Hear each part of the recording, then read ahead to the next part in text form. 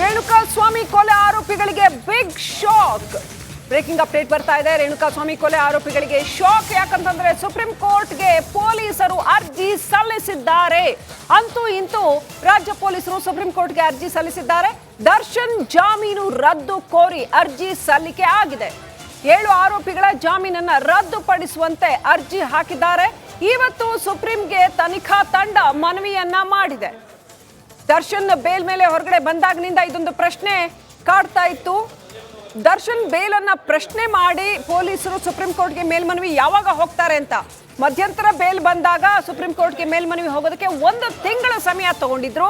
ಈಗ bale ಮಂಜೂರಾಗಿದೆ, regular bale. ಹಾಗಾಗಿ ಈಗ ಇನ್ನೂ ಎಷ್ಟು ದಿನ ಸಮಯಾವಕಾಶ ತಗೋತಾರೆ ಅಂತ ಈಗ ಅಂತೂ ಇಂತೂ ಪೊಲೀಸರು ಸುಪ್ರೀಂ ಕೋರ್ಟ್ಗೆ ಅರ್ಜಿಯನ್ನ ಸಲ್ಲಿಸಿದ್ದಾರೆ. ಏನಾಗುತ್ತೆ ಸುಪ್ರೀಂ ಕೋರ್ಟ್ನಲ್ಲಿ? ಹಾಗಾದ್ರೆ ಬೇಲ್ ಏನಾದ್ರೂ ರದ್ದಾಗತ್ತಾ ಅಥವಾ ಇಲ್ವಾ ಅನ್ನುವಂಥ ವಿಚಾರ ಸಾಕಷ್ಟು ಕುತೂಹಲವನ್ನ ಮೂಡಿಸಿದೆ.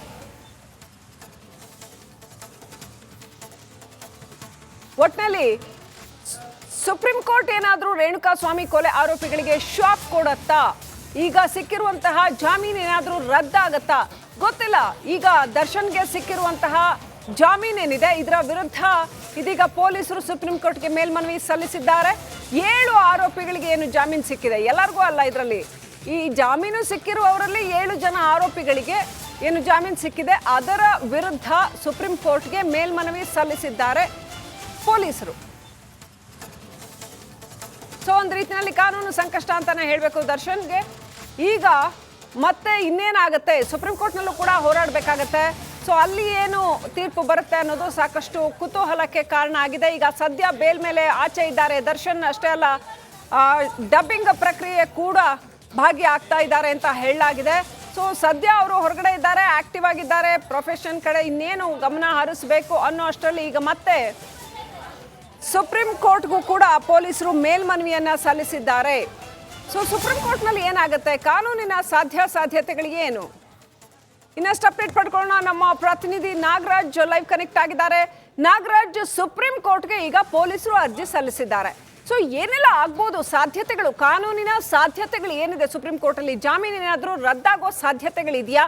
ಯಾವ ಗ್ರೌಂಡ್ಸ್ ಮೇಲೆ ಜಾಮೀನು ರದ್ದಾಗಬಹುದು, ಯಾವ ಗ್ರೌಂಡ್ಸ್ ಮೇಲೆ ಜಾಮೀನು ರದ್ದುಪಡಿಸಿ ಅಂತ ಪೊಲೀಸರು ಅರ್ಜಿ ಸಲ್ಲಿಸಿದ್ದಾರೆ? ನಾಗರಾಜ್. ಶ್ರೀಲಕ್ಷ್ಮಿ, ಏನು ಡಿಸೆಂಬರ್ 13ನೇ ತಾರೀಕು ರೇಣುಕಾ ಸ್ವಾಮಿ ಕೊಲೆ ಪ್ರಕರಣದಲ್ಲಿ 7 ಆರೋಪಿಗಳಿಗೆ, ನಟ ದರ್ಶನ್, ಪವಿತ್ರ ಗೌಡ ಸೇರಿ 7 ಆರೋಪಿಗಳಿಗೆ ಹೈಕೋರ್ಟ್ ಏಕಸದಸ್ಯ ಪೀಠ ಜಾಮೀನು ಮಂಜೂರು ಮಾಡಿತ್ತು. ಅದನ್ನು ಪ್ರಶ್ನೆ ಮಾಡಿ ಈಗ ರಾಜ್ಯ ಸರ್ಕಾರದ ವತಿಯಿಂದ ಸುಪ್ರೀಂ ಕೋರ್ಟ್ನಲ್ಲಿ ಮೇಲ್ಮನವಿಯನ್ನು ಸಲ್ಲಿಕೆ ಮಾಡಿರ್ತಕ್ಕಂಥದ್ದು. ಈಗಾಗಲೇ ಹೇಳಿದಂತೆ ಏನು ಒಂದಷ್ಟು ವಿಚಾರಗಳ ಮೇಲೆ ಈ ಒಂದು ಜಾಮೀನನ್ನು ರದ್ದುಪಡಿಸಬೇಕು ಅನ್ನೋ ಅಂಶಗಳನ್ನು ಇಟ್ಕೊಂಡು ಸುಪ್ರೀಂ ಕೋರ್ಟ್ನಲ್ಲಿ ಮೇಲ್ಮನವಿಯನ್ನು ಇವತ್ತು ಮಧ್ಯಾಹ್ನ ಏನು ರಾಜ್ಯ ಸರ್ಕಾರದಿಂದ ನೇಮಕ ಆಗಿರ್ತಕ್ಕಂಥ ಅನಿಲ್ ಶಿ ನಿಸಾನಿ ಅಂತೇಳಿ ವಕೀಲರಿದ್ದಾರೆ, ಅವರು ಅರ್ಜಿಯನ್ನು ಸಲ್ಲಿಕೆ ಮಾಡಿರ್ತಕ್ಕಂಥದ್ದು. ಈ ಅರ್ಜಿ ಇನ್ನಷ್ಟೇ ವಿಚಾರಣೆಗೆ ಬರಬೇಕು. ಇಲ್ಲಿ ಪ್ರಮುಖವಾಗಿ ಈ ಆರೋಪಿಗಳು ಒಂದು ಅಕ್ರಮ ಕೂಟವನ್ನು ಮಾಡಿಕೊಂಡು ಪ್ಲ್ಯಾನನ್ನು ಮಾಡಿಕೊಂಡು ಅದರಂತೆ ಮರ್ಡರನ್ನು ಮಾಡಿದ್ರು. ಮರ್ಡರ್ ಮಾಡಿದ್ದಲ್ದೇ ಏನು ಆ ಶವವನ್ನು ಉದ್ದೇಶಪೂರ್ವಕವಾಗಿ ಬೇರೆ ಕಡೆ ಸಾಗಾಟ ಮಾಡಿ ಸಾಕ್ಷ್ಯಗಳನ್ನೆಲ್ಲ ನಾಶ ಮಾಡೋದಕ್ಕೆ ಪ್ರಯತ್ನವನ್ನು ಪಟ್ಟರು. ಜೊತೆಗೆ ಈ ಆರೋಪಿಗಳಿಗೂ ಈ ಹಿಂದೆ ಕೆಲವೊಬ್ಬರು ಕ್ರಿಮಿನಲ್ ಪ್ರಕರಣಗಳಲ್ಲಿ ತೊಡಗಿಸ್ಕೊಂಡಿದ್ರು. ಜೊತೆಗೆ ಏನು ಇದಕ್ಕೆ ಒಂದಷ್ಟು ಹಣವನ್ನು ಸಹ ಖರ್ಚು ಮಾಡಿದರು. ಇದೆಲ್ಲದಕ್ಕೂ ಸಾಕ್ಷಿ ಪುರಾವೆಗಳು ಸಿಕ್ಕಿದ್ದಾವೆ. ಈ ರೀತಿಯಾಗಿ ಸಮಾಜದಲ್ಲಿ ಒಬ್ಬ ಮುಖ್ಯವಾಹಿನಿಯಲ್ಲಿ ಗುರುತಿಸ್ಕೊಂಡಿರ್ತಕ್ಕಂಥ ನಟನಿಗೆ ಇಂತಹ ಗಂಭೀರ ಪ್ರಕರಣದಲ್ಲಿ ಜಾಮೀನು ಕೊಡೋದು ಉಳಿದ ಆರೋಪಿಗಳಿಗೆ ಪ್ರೇರಣೆ ಆಗ್ಬೋದು ಅನ್ನೋ ಒಂದು ಅಂಶಗಳನ್ನು ಇಟ್ಕೊಂಡು ರಾಜ್ಯ ಸರ್ಕಾರದ ಪರ ಪ್ರಾಸಿಕ್ಯೂಷನ್ ಇವತ್ತು ಸುಪ್ರೀಂ ಕೋರ್ಟ್ನಲ್ಲಿ ಅರ್ಜಿಯನ್ನು ಸಲ್ಲಿಕೆ ಮಾಡಿರ್ತಕ್ಕಂಥದ್ದು. ಅರ್ಜಿ ವಿಚಾರಣೆಗೆ ಇನ್ನಷ್ಟೇ ವಿಚಾರಣೆಗೆ ಲಿಸ್ಟ್ ಆಗಬೇಕು. ಲಿಸ್ಟ್ ಆದ ಬಳಿಕ ಏನು 7 ಜನ ಆರೋಪಿಗಳು ಪ್ರತಿವಾದಿಗಳನ್ನಾಗಿ ಮಾಡಲಾಗಿದೆ, ಅವರಿಗೆ ನೋಟಿಸ್ ಜಾರಿ ಆಗುವಂಥದ್ದು. ನೋಟಿಸ್ ಜಾರಿಯಾದ ಬಳಿಕ ಅವರ ಆರೋಪಿಗಳ ಪರ ವಕೀಲರು ಮತ್ತೆ ಸುಪ್ರೀಂ ಕೋರ್ಟ್ನಲ್ಲಿ ವಾದ ಮಾಡಬೇಕಾಗಿರ್ತಕ್ಕಂಥದ್ದು. Srilakshmi. Right, thank you Nagaraj ಡೀಟೇಲ್ಸ್ಗಾಗಿ. ಏನಾಗುತ್ತೆ ಹಾಗಾದ್ರೆ ಸುಪ್ರೀಂ ಕೋರ್ಟ್ನಲ್ಲಿ ದರ್ಶನ್ ಜಾಮೀನು ವಿಚಾರಕ್ಕೆ ಮತ್ತೆ ಇನ್ನೇನಾದರೂ ಕೊಕ್ಕೆ ಬೀಳುತ್ತಾ? ಕಾದು ನೋಡಬೇಕು.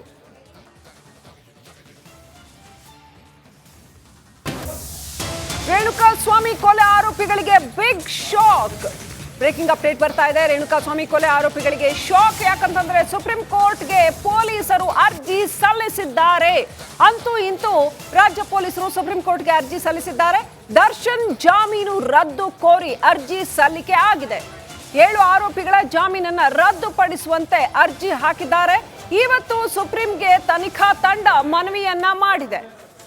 ದರ್ಶನ್ ಬೇಲ್ ಮೇಲೆ ಹೊರಗಡೆ ಬಂದಾಗಿನಿಂದ ಇದೊಂದು ಪ್ರಶ್ನೆ ಕಾಡ್ತಾ ಇತ್ತು. ದರ್ಶನ್ ಬೇಲನ್ನ ಪ್ರಶ್ನೆ ಮಾಡಿ ಪೊಲೀಸರು ಸುಪ್ರೀಂ ಕೋರ್ಟ್ಗೆ ಮೇಲ್ಮನವಿ ಯಾವಾಗ ಹೋಗ್ತಾರೆ ಅಂತ. ಮಧ್ಯಂತರ ಬೇಲ್ ಬಂದಾಗ ಸುಪ್ರೀಂ ಕೋರ್ಟ್ಗೆ ಮೇಲ್ಮನವಿ ಹೋಗೋದಕ್ಕೆ 1 ತಿಂಗಳ ಸಮಯ ತಗೊಂಡಿದ್ರು. ಈಗ ಬೇಲ್ ಮಂಜೂರಾಗಿದೆ, ರೆಗ್ಯುಲರ್ ಬೇಲ್. ಹಾಗಾಗಿ ಈಗ ಇನ್ನೂ ಎಷ್ಟು ದಿನ ಸಮಯಾವಕಾಶ ತಗೋತಾರೆ ಅಂತ ಈಗ ಅಂತೂ ಇಂತೂ ಪೊಲೀಸರು ಸುಪ್ರೀಂ ಕೋರ್ಟ್ಗೆ ಅರ್ಜಿಯನ್ನ ಸಲ್ಲಿಸಿದ್ದಾರೆ. ಏನಾಗುತ್ತೆ ಸುಪ್ರೀಂ ಕೋರ್ಟ್ನಲ್ಲಿ? ಹಾಗಾದ್ರೆ ಬೇಲ್ ಏನಾದರೂ ರದ್ದಾಗತ್ತಾ ಅಥವಾ ಇಲ್ವಾ ಅನ್ನುವಂಥ ವಿಚಾರ ಸಾಕಷ್ಟು ಕುತೂಹಲವನ್ನ ಮೂಡಿಸಿದೆ.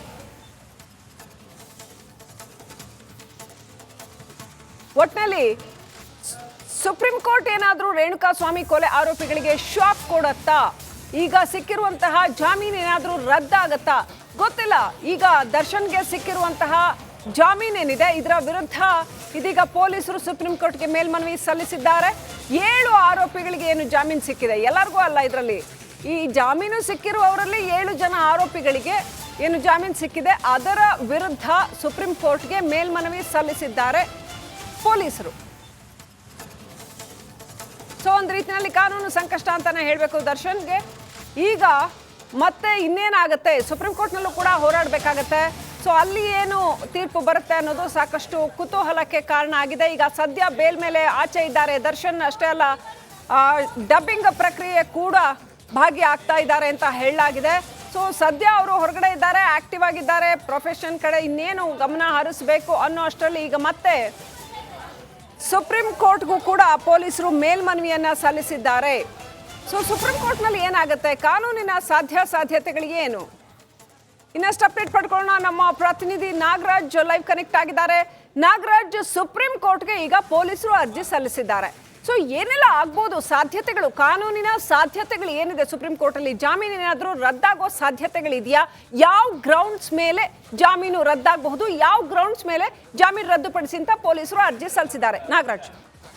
ಶ್ರೀಲಕ್ಷ್ಮಿ, ಏನು ಡಿಸೆಂಬರ್ 13ನೇ ತಾರೀಕು ರೇಣುಕಾಸ್ವಾಮಿ ಕೊಲೆ ಪ್ರಕರಣದಲ್ಲಿ 7 ಆರೋಪಿಗಳಿಗೆ, ನಟ ದರ್ಶನ್, ಪವಿತ್ರ ಗೌಡ ಸೇರಿ 7 ಆರೋಪಿಗಳಿಗೆ ಹೈಕೋರ್ಟ್ ಏಕಸದಸ್ಯ ಪೀಠ ಜಾಮೀನು ಮಂಜೂರು ಮಾಡಿತ್ತು. ಅದನ್ನು ಪ್ರಶ್ನೆ ಮಾಡಿ ಈಗ ರಾಜ್ಯ ಸರ್ಕಾರದ ವತಿಯಿಂದ ಸುಪ್ರೀಂ ಕೋರ್ಟ್ನಲ್ಲಿ ಮೇಲ್ಮನವಿಯನ್ನು ಸಲ್ಲಿಕೆ ಮಾಡಿರ್ತಕ್ಕಂಥದ್ದು. ಈಗಾಗಲೇ ಹೇಳಿದಂತೆ ಏನು ಒಂದಷ್ಟು ವಿಚಾರಗಳ ಮೇಲೆ ಈ ಒಂದು ಜಾಮೀನನ್ನು ರದ್ದುಪಡಿಸಬೇಕು ಅನ್ನೋ ಅಂಶಗಳನ್ನು ಇಟ್ಕೊಂಡು ಸುಪ್ರೀಂ ಕೋರ್ಟ್ನಲ್ಲಿ ಮೇಲ್ಮನವಿಯನ್ನು ಇವತ್ತು ಮಧ್ಯಾಹ್ನ ಏನು ರಾಜ್ಯ ಸರ್ಕಾರದಿಂದ ನೇಮಕ ಆಗಿರ್ತಕ್ಕಂಥ ಅನಿಲ್ ಶಿ ನಿಸಾನಿ ಅಂತೇಳಿ ವಕೀಲರಿದ್ದಾರೆ, ಅವರು ಅರ್ಜಿಯನ್ನು ಸಲ್ಲಿಕೆ ಮಾಡಿರ್ತಕ್ಕಂಥದ್ದು. ಈ ಅರ್ಜಿ ಇನ್ನಷ್ಟೇ ವಿಚಾರಣೆಗೆ ಬರಬೇಕು. ಇಲ್ಲಿ ಪ್ರಮುಖವಾಗಿ ಈ ಆರೋಪಿಗಳು ಒಂದು ಅಕ್ರಮ ಕೂಟವನ್ನು ಮಾಡಿಕೊಂಡು, ಪ್ಲ್ಯಾನನ್ನು ಮಾಡಿಕೊಂಡು ಅದರಂತೆ ಮರ್ಡರನ್ನು ಮಾಡಿದ್ರು. ಮರ್ಡರ್ ಮಾಡಿದ್ದಲ್ದೇ ಏನು ಆ ಶವವನ್ನು ಉದ್ದೇಶಪೂರ್ವಕವಾಗಿ ಬೇರೆ ಕಡೆ ಸಾಗಾಟ ಮಾಡಿ ಸಾಕ್ಷ್ಯಗಳನ್ನೆಲ್ಲ ನಾಶ ಮಾಡೋದಕ್ಕೆ ಪ್ರಯತ್ನವನ್ನು ಪಟ್ಟರು.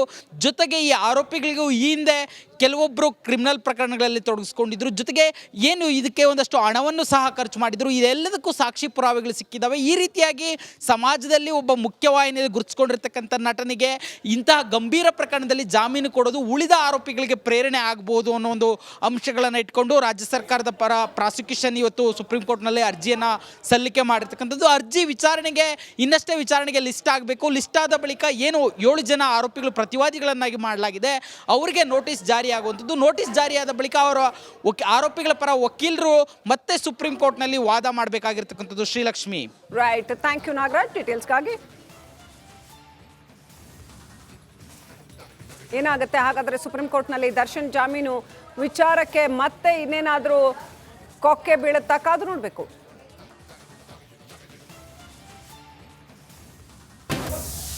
ರೇಣುಕಾ ಸ್ವಾಮಿ ಕೊಲೆ ಆರೋಪಿಗಳಿಗೆ ಬಿಗ್ ಶಾಕ್. ಬ್ರೇಕಿಂಗ್ ಅಪ್ಡೇಟ್ ಬರ್ತಾ ಇದೆ. ರೇಣುಕಾ ಸ್ವಾಮಿ ಕೊಲೆ ಆರೋಪಿಗಳಿಗೆ ಶಾಕ್. ಯಾಕಂತಂದ್ರೆ ಸುಪ್ರೀಂ ಕೋರ್ಟ್ಗೆ ಪೊಲೀಸರು ಅರ್ಜಿ ಸಲ್ಲಿಸಿದ್ದಾರೆ. ಅಂತೂ ಇಂತೂ ರಾಜ್ಯ ಪೊಲೀಸರು ಸುಪ್ರೀಂ ಕೋರ್ಟ್ಗೆ ಅರ್ಜಿ ಸಲ್ಲಿಸಿದ್ದಾರೆ. ದರ್ಶನ್ ಜಾಮೀನು ರದ್ದು ಕೋರಿ ಅರ್ಜಿ ಸಲ್ಲಿಕೆ ಆಗಿದೆ. 7 ಆರೋಪಿಗಳ ಜಾಮೀನನ್ನ ರದ್ದುಪಡಿಸುವಂತೆ ಅರ್ಜಿ ಹಾಕಿದ್ದಾರೆ. ಇವತ್ತು ಸುಪ್ರೀಂಗೆ ತನಿಖಾ ತಂಡ ಮನವಿಯನ್ನ ಮಾಡಿದೆ. ದರ್ಶನ್ ಬೇಲ್ ಮೇಲೆ ಹೊರಗಡೆ ಬಂದಾಗಿನಿಂದ ಇದೊಂದು ಪ್ರಶ್ನೆ ಕಾಡ್ತಾ ಇತ್ತು. ದರ್ಶನ್ ಬೇಲನ್ನ ಪ್ರಶ್ನೆ ಮಾಡಿ ಪೊಲೀಸರು ಸುಪ್ರೀಂ ಕೋರ್ಟ್ಗೆ ಮೇಲ್ಮನವಿ ಯಾವಾಗ ಹೋಗ್ತಾರೆ ಅಂತ. ಮಧ್ಯಂತರ ಬೇಲ್ ಬಂದಾಗ ಸುಪ್ರೀಂ ಕೋರ್ಟ್ಗೆ ಮೇಲ್ಮನವಿ ಹೋಗೋದಕ್ಕೆ 1 ತಿಂಗಳ ಸಮಯ ತಗೊಂಡಿದ್ರು. ಈಗ ಬೇಲ್ ಮಂಜೂರಾಗಿದೆ, ರೆಗ್ಯುಲರ್ ಬೇಲ್. ಹಾಗಾಗಿ ಈಗ ಇನ್ನೂ ಎಷ್ಟು ದಿನ ಸಮಯಾವಕಾಶ ತಗೋತಾರೆ ಅಂತ ಈಗ ಅಂತೂ ಇಂತೂ ಪೊಲೀಸರು ಸುಪ್ರೀಂ ಕೋರ್ಟ್ಗೆ ಅರ್ಜಿಯನ್ನ ಸಲ್ಲಿಸಿದ್ದಾರೆ. ಏನಾಗುತ್ತೆ ಸುಪ್ರೀಂ ಕೋರ್ಟ್ನಲ್ಲಿ? ಹಾಗಾದ್ರೆ ಬೇಲ್ ಏನಾದರೂ ರದ್ದಾಗತ್ತಾ ಅಥವಾ ಇಲ್ವಾ ಅನ್ನುವಂಥ ವಿಚಾರ ಸಾಕಷ್ಟು ಕುತೂಹಲವನ್ನ ಮೂಡಿಸಿದೆ.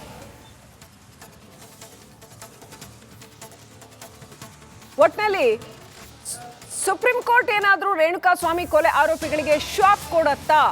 ಈಗ ಸಿಕ್ಕಿರುವಂತಹ ಜಾಮೀನು ಏನಾದ್ರೂ ರದ್ದಾಗತ್ತಾ ಗೊತ್ತಿಲ್ಲ. ಈಗ ದರ್ಶನ್ಗೆ ಸಿಕ್ಕಿರುವಂತಹ ಜಾಮೀನೇನಿದೆ ಇದರ ವಿರುದ್ಧ ಇದೀಗ ಪೊಲೀಸರು ಸುಪ್ರೀಂ ಕೋರ್ಟ್ಗೆ ಮೇಲ್ಮನವಿ ಸಲ್ಲಿಸಿದ್ದಾರೆ. 7 ಆರೋಪಿಗಳಿಗೆ ಏನು ಜಾಮೀನು ಸಿಕ್ಕಿದೆ, ಎಲ್ಲರಿಗೂ ಅಲ್ಲ. ಇದರಲ್ಲಿ ಈ ಜಾಮೀನು ಸಿಕ್ಕಿರುವವರಲ್ಲಿ 7 ಜನ ಆರೋಪಿಗಳಿಗೆ ಏನು ಜಾಮೀನು ಸಿಕ್ಕಿದೆ ಅದರ ವಿರುದ್ಧ ಸುಪ್ರೀಂ ಕೋರ್ಟ್ಗೆ ಮೇಲ್ಮನವಿ ಸಲ್ಲಿಸಿದ್ದಾರೆ ಪೊಲೀಸರು. ಸೊ ಒಂದು ರೀತಿಯಲ್ಲಿ ಕಾನೂನು ಸಂಕಷ್ಟ ಅಂತಾನೆ ಹೇಳಬೇಕು ದರ್ಶನ್ಗೆ. ಈಗ ಮತ್ತೆ ಇನ್ನೇನಾಗುತ್ತೆ, ಸುಪ್ರೀಂ ಕೋರ್ಟ್ನಲ್ಲೂ ಕೂಡ ಹೋರಾಡಬೇಕಾಗತ್ತೆ. ಸೊ ಅಲ್ಲಿ ಏನು ತೀರ್ಪು ಬರುತ್ತೆ ಅನ್ನೋದು ಸಾಕಷ್ಟು ಕುತೂಹಲಕ್ಕೆ ಕಾರಣ ಆಗಿದೆ. ಈಗ ಸದ್ಯ ಬೇಲ್ ಮೇಲೆ ಆಚೆ ಇದ್ದಾರೆ ದರ್ಶನ್. ಅಷ್ಟೇ ಅಲ್ಲ, ಡಬ್ಬಿಂಗ್ ಪ್ರಕ್ರಿಯೆ ಕೂಡ ಭಾಗಿಯಾಗ್ತಾ ಇದ್ದಾರೆ ಅಂತ ಹೇಳಲಾಗಿದೆ. ಸೊ ಸದ್ಯ ಅವರು ಹೊರಗಡೆ ಇದ್ದಾರೆ, ಆಕ್ಟಿವ್ ಆಗಿದ್ದಾರೆ. ಪ್ರೊಫೆಷನ್ ಕಡೆ ಇನ್ನೇನು ಗಮನ ಹರಿಸಬೇಕು ಅನ್ನೋ ಅಷ್ಟರಲ್ಲಿ ಈಗ ಮತ್ತೆ ಸುಪ್ರೀಂ ಕೋರ್ಟ್ಗೂ ಕೂಡ ಪೊಲೀಸರು ಮೇಲ್ಮನವಿಯನ್ನ ಸಲ್ಲಿಸಿದ್ದಾರೆ. ಸೊ ಸುಪ್ರೀಂ ಕೋರ್ಟ್ನಲ್ಲಿ ಏನಾಗುತ್ತೆ, ಕಾನೂನಿನ ಸಾಧ್ಯತೆಗಳಿಗೆ ಏನು, ಇನ್ನಷ್ಟು ಅಪ್ಡೇಟ್ ಪಡ್ಕೊಳ್ಳೋಣ. ನಮ್ಮ ಪ್ರತಿನಿಧಿ ನಾಗರಾಜ್ ಲೈವ್ ಕನೆಕ್ಟ್ ಆಗಿದ್ದಾರೆ. ನಾಗರಾಜ್, ಸುಪ್ರೀಂ ಕೋರ್ಟ್ಗೆ ಈಗ ಪೊಲೀಸರು ಅರ್ಜಿ ಸಲ್ಲಿಸಿದ್ದಾರೆ. ಸೊ ಏನೆಲ್ಲ ಆಗ್ಬೋದು ಸಾಧ್ಯತೆಗಳು, ಕಾನೂನಿನ ಸಾಧ್ಯತೆಗಳು ಏನಿದೆ ಸುಪ್ರೀಂ ಕೋರ್ಟಲ್ಲಿ? ಜಾಮೀನು ಏನಾದರೂ ರದ್ದಾಗೋ ಸಾಧ್ಯತೆಗಳಿದೆಯಾ? ಯಾವ ಗ್ರೌಂಡ್ಸ್ ಮೇಲೆ ಜಾಮೀನು ರದ್ದಾಗಬಹುದು, ಯಾವ ಗ್ರೌಂಡ್ಸ್ ಮೇಲೆ ಜಾಮೀನು ರದ್ದುಪಡಿಸಿ ಅಂತ ಪೊಲೀಸರು ಅರ್ಜಿ ಸಲ್ಲಿಸಿದ್ದಾರೆ? ನಾಗರಾಜ್.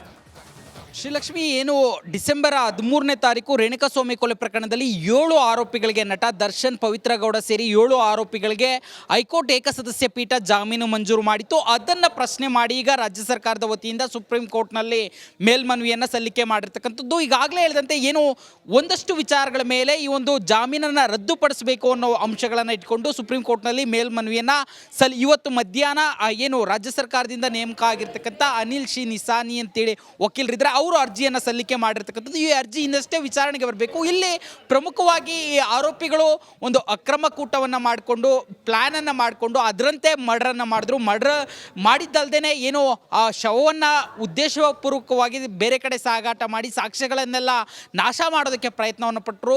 ಜೊತೆಗೆ ಈ ಆರೋಪಿಗಳಿಗೂ ಈ ಹಿಂದೆ ಕೆಲವೊಬ್ಬರು ಕ್ರಿಮಿನಲ್ ಪ್ರಕರಣಗಳಲ್ಲಿ ತೊಡಗಿಸ್ಕೊಂಡಿದ್ರು. ಜೊತೆಗೆ ಏನು ಇದಕ್ಕೆ ಒಂದಷ್ಟು ಹಣವನ್ನು ಸಹ ಖರ್ಚು ಮಾಡಿದರು. ಇದೆಲ್ಲದಕ್ಕೂ ಸಾಕ್ಷಿ ಪುರಾವೆಗಳು ಸಿಕ್ಕಿದ್ದಾವೆ. ಈ ರೀತಿಯಾಗಿ ಸಮಾಜದಲ್ಲಿ ಒಬ್ಬ ಮುಖ್ಯವಾಹಿನಿಯಲ್ಲಿ ಗುರುತಿಸ್ಕೊಂಡಿರ್ತಕ್ಕಂಥ ನಟನಿಗೆ ಇಂತಹ ಗಂಭೀರ ಪ್ರಕರಣದಲ್ಲಿ ಜಾಮೀನು ಕೊಡೋದು ಉಳಿದ ಆರೋಪಿಗಳಿಗೆ ಪ್ರೇರಣೆ ಆಗ್ಬೋದು ಅನ್ನೋ ಒಂದು ಅಂಶಗಳನ್ನು ಇಟ್ಕೊಂಡು ರಾಜ್ಯ ಸರ್ಕಾರದ ಪರ ಪ್ರಾಸಿಕ್ಯೂಷನ್ ಇವತ್ತು ಸುಪ್ರೀಂ ಕೋರ್ಟ್ನಲ್ಲಿ ಅರ್ಜಿಯನ್ನು ಸಲ್ಲಿಕೆ ಮಾಡಿರ್ತಕ್ಕಂಥದ್ದು. ಅರ್ಜಿ ವಿಚಾರಣೆಗೆ ಇನ್ನಷ್ಟೇ ವಿಚಾರಣೆಗೆ ಲಿಸ್ಟ್ ಆಗಬೇಕು. ಲಿಸ್ಟ್ ಆದ ಬಳಿಕ ಏನು 7 ಜನ ಆರೋಪಿಗಳು ಪ್ರತಿವಾದಿಗಳನ್ನಾಗಿ ಮಾಡಲಾಗಿದೆ, ಅವರಿಗೆ ನೋಟಿಸ್ ಜಾರಿ ಆಗುವಂಥದ್ದು. ನೋಟಿಸ್ ಜಾರಿಯಾದ ಬಳಿಕ ಅವರ ಆರೋಪಿಗಳ ಪರ ವಕೀಲರು ಮತ್ತೆ ಸುಪ್ರೀಂ ಕೋರ್ಟ್ನಲ್ಲಿ ವಾದ ಮಾಡಬೇಕಾಗಿರ್ತಕ್ಕಂಥದ್ದು. ಶ್ರೀಲಕ್ಷ್ಮಿ.